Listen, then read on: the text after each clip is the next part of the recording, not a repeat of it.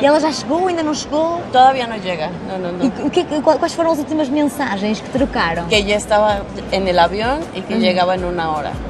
Eso Vai fue lo passar último. rápido, não é? Sí. Vai passar Bueno, se siente mucho el tiempo esperando. Pero sí. Aqui parece que o tempo passa mais devagar, quando se espera. Es como raro porque parece que el tiempo se detiene. Fica assim parado, não é? Sí, É o coração a falar mais alto. Cada vez que sale gente, sí, es así como a lo mejor ya salió.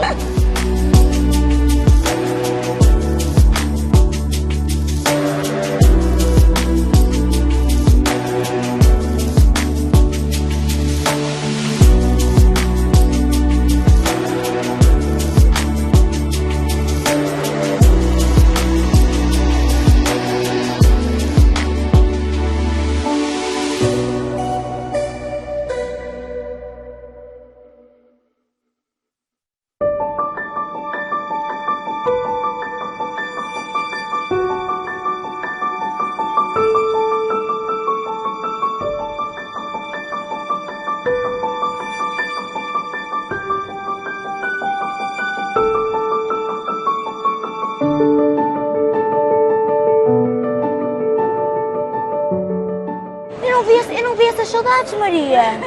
Eu não vi essas saudades todas. Está tudo envergonhada. Só para dizer que ela está cheia de saudades. Foi pouquinho de Ótimo, o tempo. pai também estava. Foi pouquinho de tempo, mas ela estava aqui. Ela disse que não é fácil, porque estava ansiosa para estar com o pai. Não, não é. Mas agora é bom, não é, meu amor? É, não é? Obrigada. Vou-vos deixar, obrigada.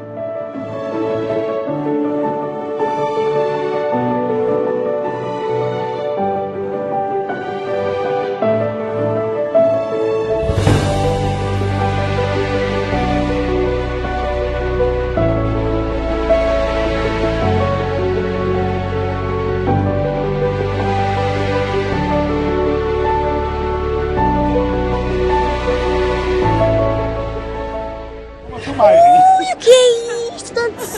Meu Deus, tanta saudade! Isto é tudo. É o quê? É saudade, é mudar de país, é vida nova, é tudo. Sim, eu casei com ele em fevereiro e não via ele desde lá. Ele veio pra cá. Como é que me falhou essa informação? Como é que não me disse esse pormenor super importante? Que estavam casados e separaram-se logo a seguir. E agora este encontro? Emocionante demais, tô esperando há meses. Parabéns aos dois. Obrigada. E que comece uma vida nova. Muito obrigada. Obrigada.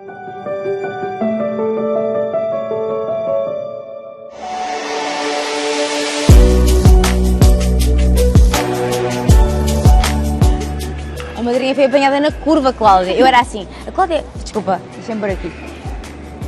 Venha cá. Venha cá. Venha cá. Isto não é assim. Isto não é assim, não é começar a filmar e não pedir direitos de autor, que olha onde é que nós estamos, como é que isto seria. Venha cá. Em vez de dar uma beijoca, estava ali a filmar.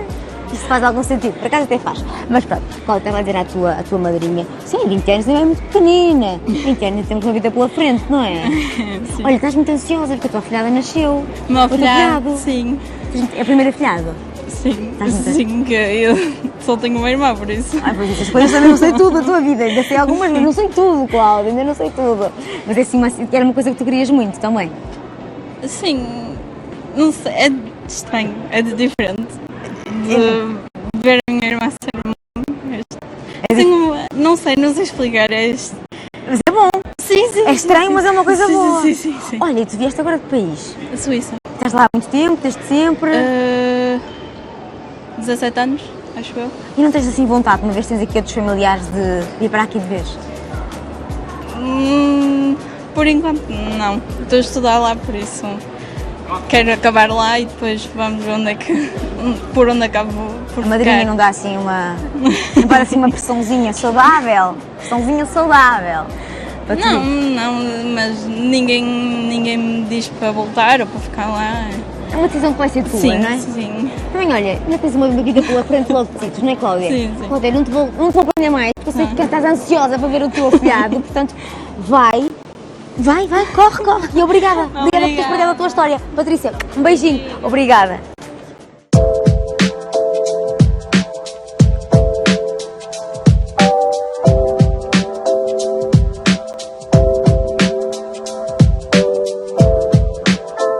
Como assim? Como assim? Como assim? Eu era assim, meu Deus, deixa-me correr atrás deles, deixa-me correr. Fue la emoción Eu que la quería percebo, saludar. eu percebi, mas já ainda estamos a tempo. Estamos a tiempo, acaba de llegar, va saliendo. Sí. 2 anos sem ver a sua amiga. Que sí, Sí, mi amiga. sí, sí, sí, sin verla mucho tiempo. É muito tempo. Sí. Muitas saudades. Ansiedad, Sí, emoción. emoción, mucha alegría. Eu posso ver, Porque posso ver. trabajamos mucho juntas y Y no nos habíamos está visto. mejor no trabajar en computadora, vernos en persona. É bem melhor, não é?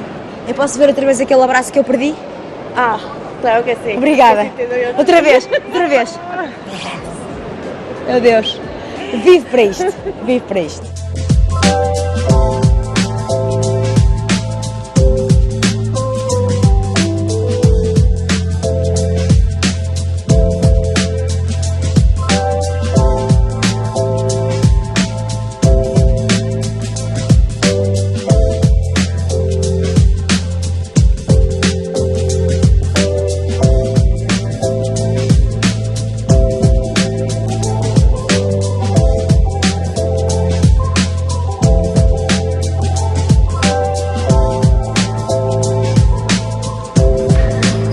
No aeroporto, ir é bom, mas voltar é sempre melhor.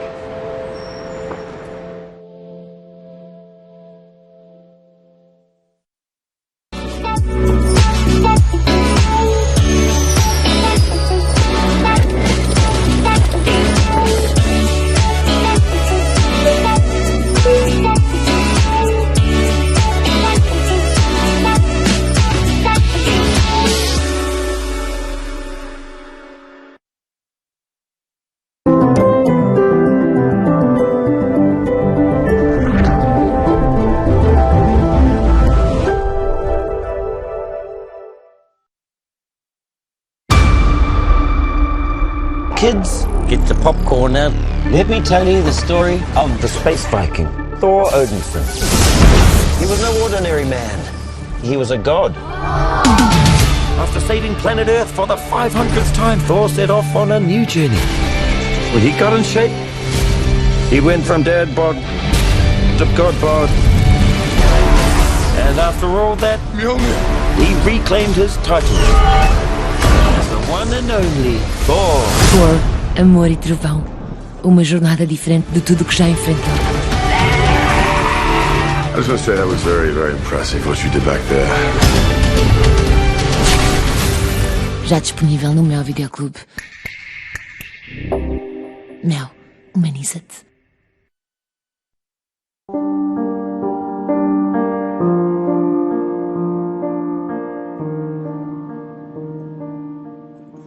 Na semana em que se assinala o centenário de José Saramago, Prémio Nobel da Literatura Português, evocamos a sua viagem a Portugal e a sua passagem pelo Porto, no final da década de 70 e no início da de 80. Entre outros aspectos, Saramago chama a atenção para a largura das janelas das casas na cidade. Porquê? É também sobre isso que vos iremos falar nos Caminhos da História desta semana, aqui, no Porto Canal.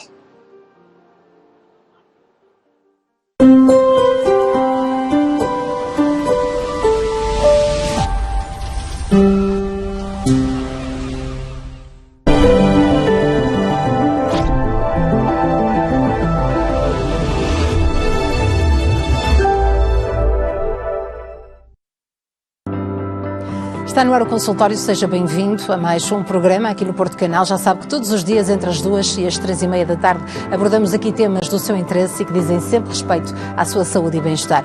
Começamos com as doenças respiratórias, que continuam a ser uma das principais causas de morte em Portugal. Hoje vamos falar de doença pulmonar obstrutiva crónica, pneumonia e também cancro do pulmão.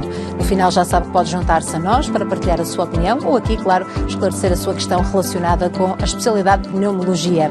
Mas esta segunda-feira vamos ainda falar de diabetes e do pé diabético, uma das complicações mais frequentes para quem tem esta doença. Falamos de causas, tratamento e, acima de tudo, prevenção. É de facto o que vamos abordar ao longo da nossa conversa com um podologista, mas também contamos aqui com a presença de uma médica endocrinologista. No final, o formato é o mesmo, tem aqui a oportunidade de esclarecer todas as suas questões relacionadas com estas duas especialidades. Pode já tratar também da sua inscrição através do número de telefone 22 508 3297 e ligar a partir deste momento, ou ou entrar em contacto connosco também, enviando a sua questão, o seu caso, o seu testemunho para o endereço de e-mail consultório@portocanal.pt. Está no ar o consultório.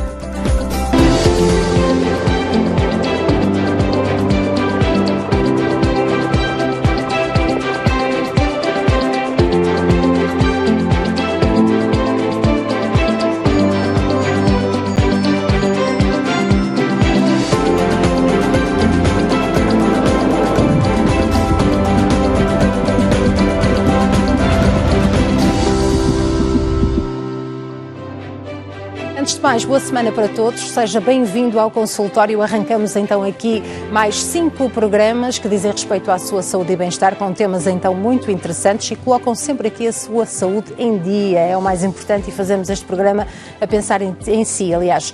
Seja qual for a especialidade, já sabe que também pode participar e esclarecer as suas dúvidas através do número de telefone 22-508-3297 ou também do endereço de e-mail consultório@portocanal.pt. Pode se inscrever a partir deste momento para participar, partilhar a sua opinião ou então fazer aqui a sua pergunta em direto.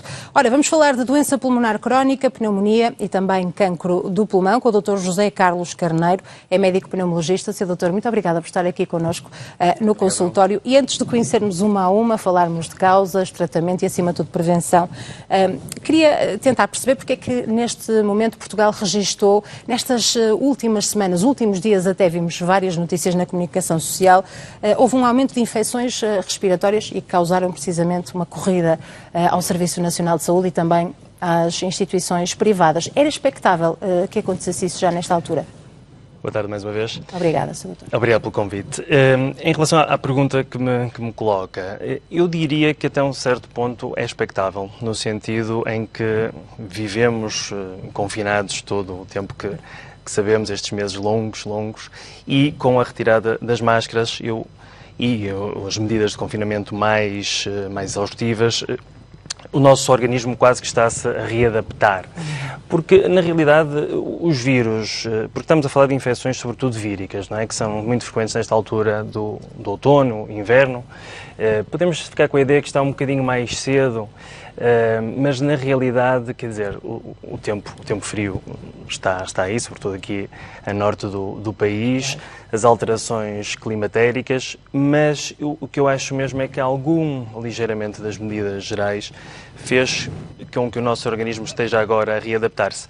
E o que eu estou a tentar dizer com isto, não desvalorizando as idas à urgência, e bom, algumas delas que não tão justificáveis, mas aí já tínhamos conversa para outro programa, se calhar, de um bocadinho de literacia de saúde ou em saúde, mas a verdade é que os casos graves, por exemplo, no caso das crianças, vírus essenciais respiratórios, ou no caso do adulto, felizmente não estão a aumentar assim tanto. Ou seja, há realmente uma pressão, mais um teste ao nosso Serviço Nacional de Saúde e também à resposta privada, mas que eu diria que o pico está agora, mas depois vai aplanar e vamos voltar, entre aspas, a alguma normalidade, que nunca é que nós queremos, que é sempre um aumento no outono e inverno no hemisfério norte, mas que eu penso que está a montante a eventual causa. Temos que esperar um bocadinho mais, até para vermos depois melhor os dados epidemiológicos e não só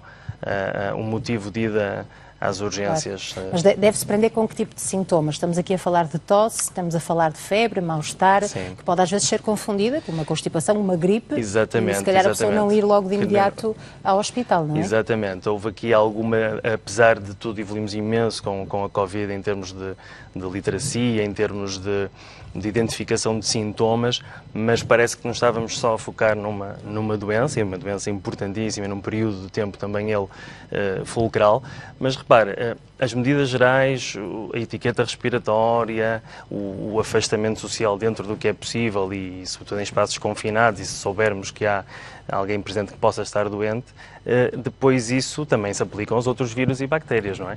E, portanto, esses sintomas são transversais, são comuns, mas eu também não queria deixar de dizer o seguinte, porque aconteceu com vários doentes pulmonares, e se calhar vamos falar disso a seguir. Por exemplo, um DPOC, um asmático, quando tossia, e a tosse faz parte dos sintomas, digamos assim, normais da doença ou habituais, mesmo quando esta está controlada, atenção, às vezes tinha logo o estigma que poderia ser a Covid. Portanto, nem tudo o que tosse é infecção, ok?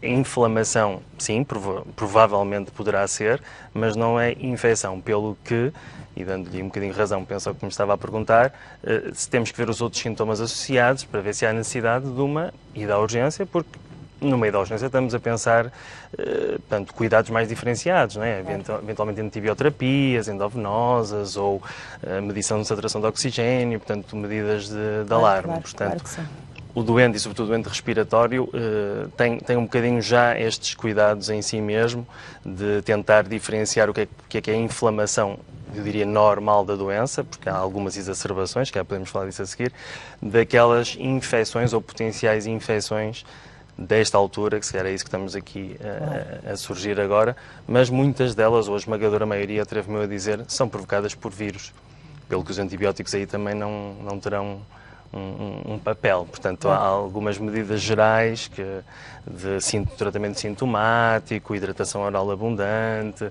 fazer paracetamol, por exemplo, se tiver febre, um antihistamínico se tiver escorrência nasal, não é? O típico pingo. Portanto, isso pode ser feito em casa.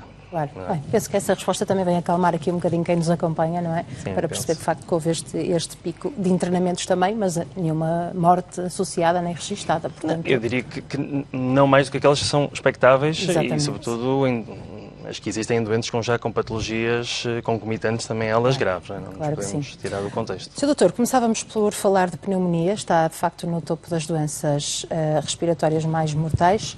O que é que ainda nos resta saber de facto sobre a pneumonia e falar da vacinação, que é muito importante aqui, não é? Ainda surgem muitas dúvidas, telespectadores que ligam a perguntar, devo tomar a vacina, não devo, devo ter cuidado com os efeitos secundários, quais são, e portanto acho que se calhar conseguimos também esclarecer nesse sentido.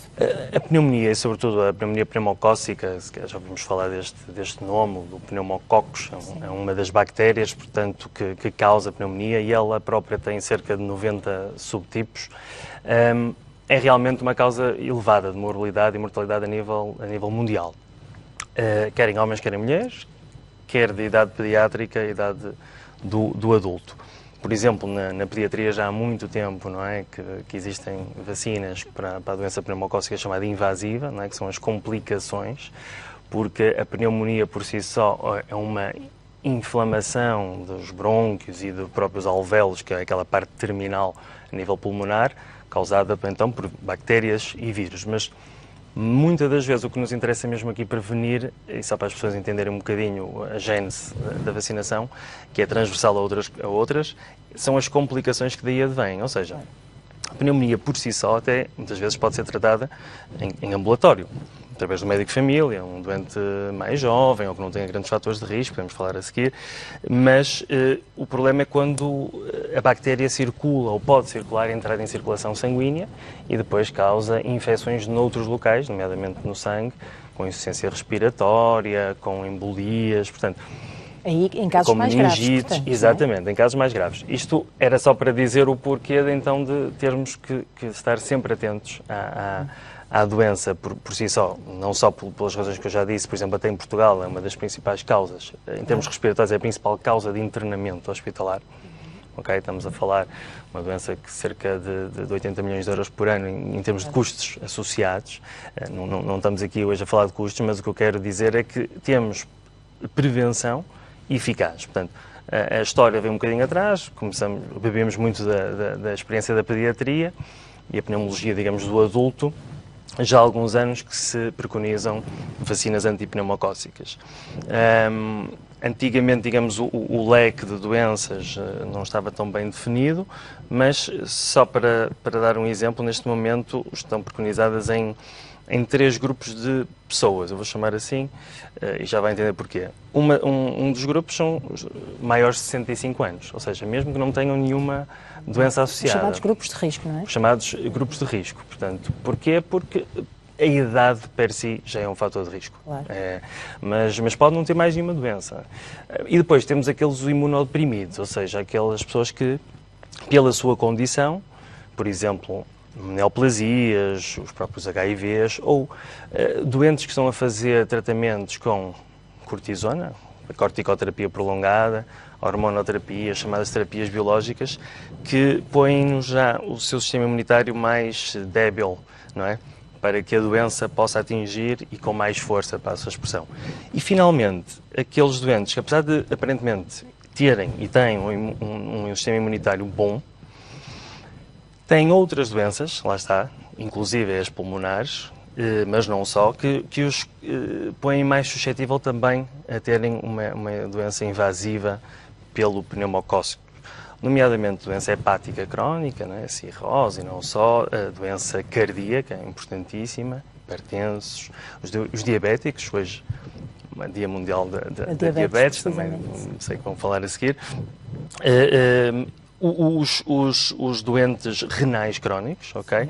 E finalmente, ia ser mais fácil até para se perceber, os doentes respiratórios crónicos, ou seja, os DPOCs, os asmáticos, as chamadas fibroses pulmonares, os doentes com bronquiectasias, portanto, toda uma panóplia de doentes que antigamente achava-se até, se me permite, que a vacina, digamos, tinha que ser somente administrada ou preconizada, melhor dizendo, pelos pneumologistas, mas como já viram, há aqui imbrica noutras especialidades, não é? Cardiologia, nefrologia, portanto, medicina interna, obviamente, e o médico de família tendo um papel essencial.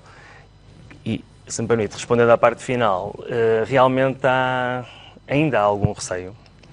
Alguma resistência, resistência, mas obrigado. tentamos perceber isso. Alguma até confusão, se me permite, com a vacina sazonal da gripe, que também ela tem as suas indicações, que são um bocadinho até semelhantes, mas são diferentes. Ou seja, até, por exemplo, mesmo em termos de alguns efeitos laterais, ainda que menor, ou seja, os efeitos muitas vezes são locais, às vezes há aqueles calafrios, aqueles arrepios, uma febrícula, que na vacina da gripe existe mais, é verdade, é mais preponderante. Nas vacinas pneumocócicas é muito menor e efeitos laterais realmente graves não são praticamente desprezíveis. Portanto, ou seja, nestes grupos que eu falei, e um deles basta ser a idade superior ou igual a 65 anos, é uma vacina segura, tolerada, claro, e com uma robustez grande e cria um sistema imunitário mais robusto e duradouro, até porque, por exemplo, existem já vacinas no mercado de toma única, portanto, uma vez na vida para a prevenção. Mas para aquelas pessoas que são saudáveis, um jovem, por exemplo, e que esteja com pneumonia, quais são os sintomas? Como é que esta doença se manifesta? Pode-se cruzar, por exemplo, com esta corrida agora recentemente às urgências? As urgências, claro. Este aumento? Claro. Sim, até porque muitas vezes, já agora, acrescentando aqui mais um dado na equação, muitas vezes há infecções víricas, constipação, uma ligeira traqueobronquite, que depois, quando não tratadas a tempo, ou se o nosso sistema imunitário não conseguir ele próprio, exatamente, debelar a tempo, pode evoluir para uma pneumonia, ok? Vírica, ou até, aproveitando que o sistema imunitário está um pouco mais enfraquecido, apanhar uma sobreinfecção por uma bactéria. Mas realmente a sua pergunta tem a ver com os diagnósticos diferenciados, ou seja, quando nos chega à urgência um consultório, um doente com tosse, com expectoração, com febre, pode realmente ser muita coisa, mas numa pneumonia, tipicamente, também há alguns sintomas mais exuberantes, por exemplo, umas dores musculares fortes, umas dores de cabeça fortes, uma instalação quase aguda ou subaguda, portanto não demora assim muito tempo, ok, a instalar-se, e pode aparecer também nos jovens, como estava a dizer nesse exemplo, e em qualquer altura do ano. Já agora, se me permite, porque mesmo em agosto, com muito calor, vemos pneumonias no serviço de urgência e nos demais sítios. O diagnóstico, então, temos esta história clínica, temos também sempre fazer o exame físico, como fazemos a qualquer doente, mas a confirmação, digamos, estamos a falar de pneumonia, há uma tradução radiológica, portanto, chamado raio-x torácico,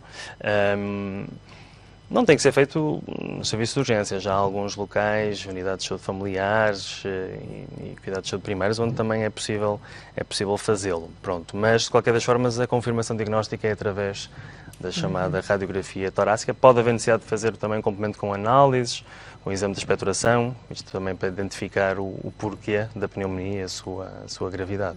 Sr. Doutor, houve também um aumento do número de pessoas com diagnóstico com doença pulmonar obstrutiva crónica, a DPOC. Porquê? E houve um grande aumento, de facto, 152% entre 2011 e 2019. Este tipo de doenças também leva as pessoas a chegarem demasiado tarde e, por isso,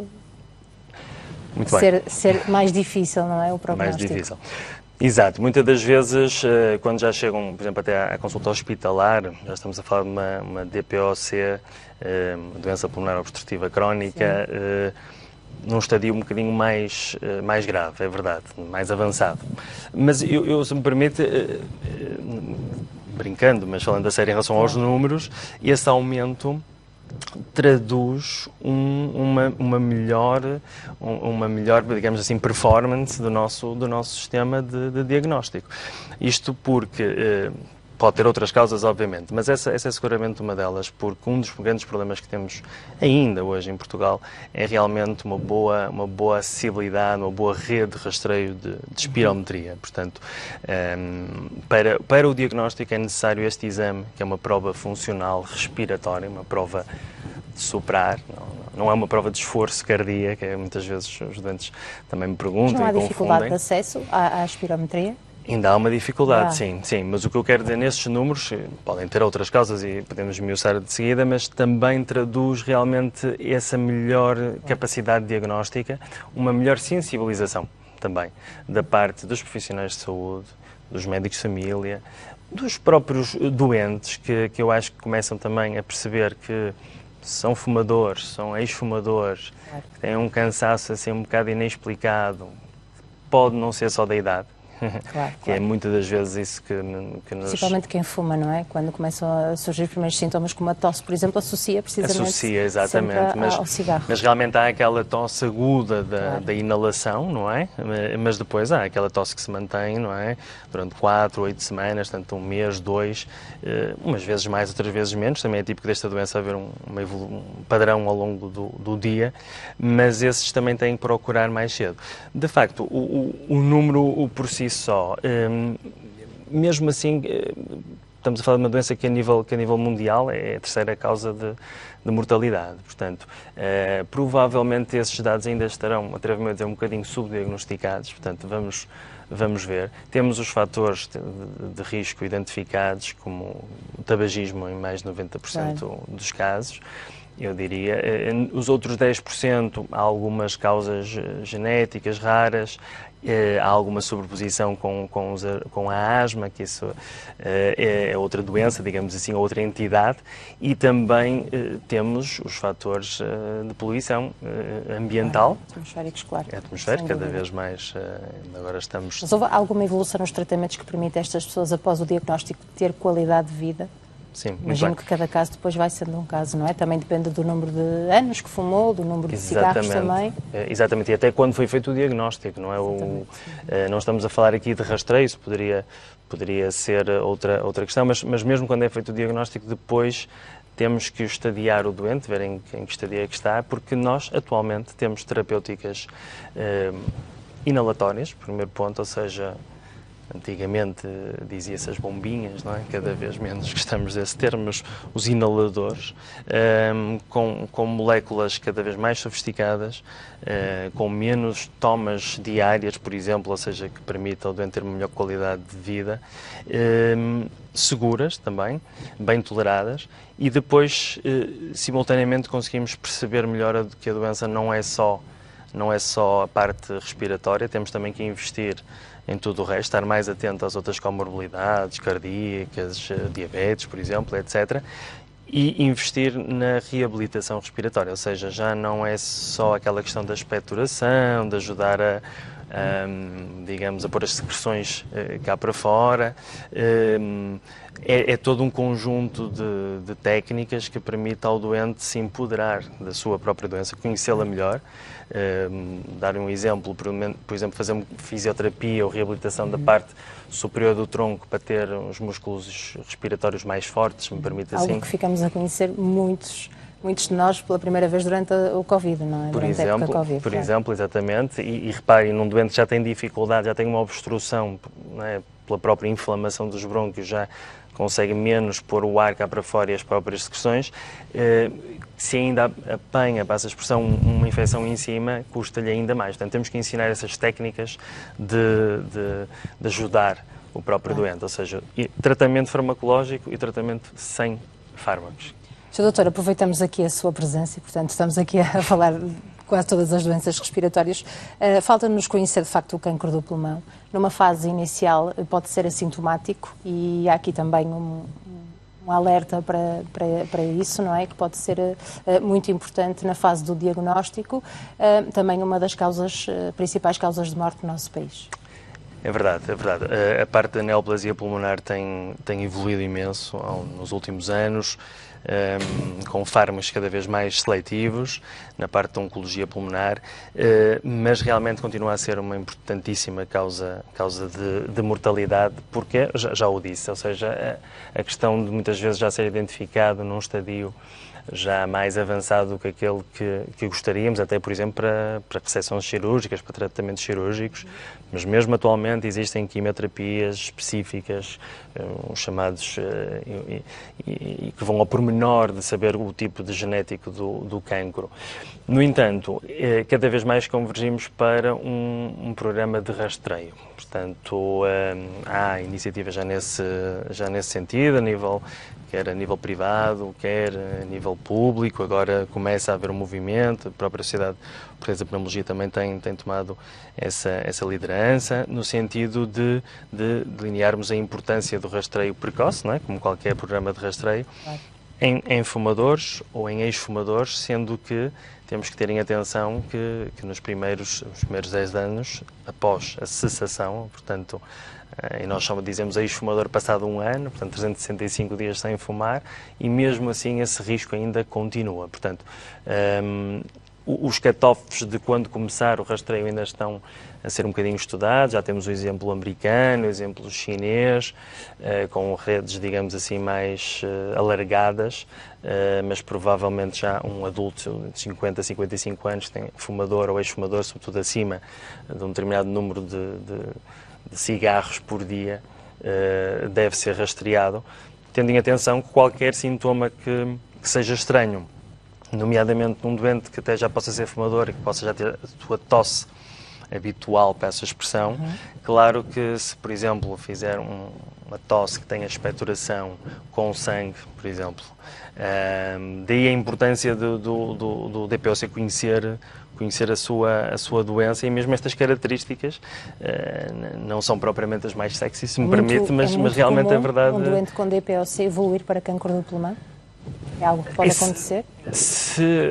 Vamos lá ver, se não, por exemplo, interromper os hábitos tabágicos, esse é o principal fator de risco, não há a mínima dúvida. Pode evoluir e chegar a uma altura em que, lá está, os tais sintomas às vezes já nem se percebem bem de onde é que são, mas era isso que, só para concluir o raciocínio anterior, uma expectoração com sangue que não esteja associada a nenhuma infecção ou nenhuma inflamação, uma perda de peso também um bocado inexplicada, uma falta de apetite, ok? O problema aqui é que muitas das vezes os doentes com DPOC também ao longo do tempo vão ficando com perda de massa muscular e às vezes acham que tudo isto é normal. Portanto, o médico também tem que ter aqui um olho clínico ainda mais apurado e, sobretudo, se souber que o tabagismo se mantém, temos que fazer mais cedo, até, por exemplo, um ataque pulmonar de baixa dose, por exemplo, em termos de rastreio. Sr. Doutora, obrigada por estar disponível para responder aqui a tantas questões. Vamos agora ouvir as dúvidas dos nossos telespectadores que nos acompanham. Portanto, se tem dúvidas relacionadas precisamente com pneumologia, pode marcar o número de telefone 225083297 para se inscrever e participar em direto no consultório, aqui nesta tarde de segunda-feira, ou também entrar em contacto connosco através do endereço de e-mail consultório@portocanal.pt. Até já.